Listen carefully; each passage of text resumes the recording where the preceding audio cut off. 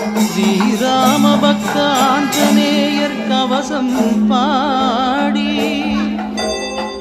அன்போடு துதிப்பவர்க்கு உண்டாகும் நன்மை கோடி. பேராற்றல் கொண்டிருக்கும் மாருதி நீயே உனை போற்றி பாட வந்தோம் நீ அருள் செய்வாயே.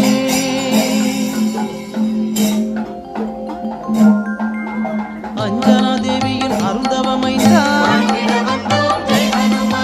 அன்புடையோரை காப்பவன் நீயே. நெஞ்சினில் என்றும் வைத்தே உன்னை சந்தனத்தாலே பொட்டினை இட்டு சிந்தையில் வந்து நிறைந்தவன் நீயே. காற்றினில் என்றும் கலந்திருப்ப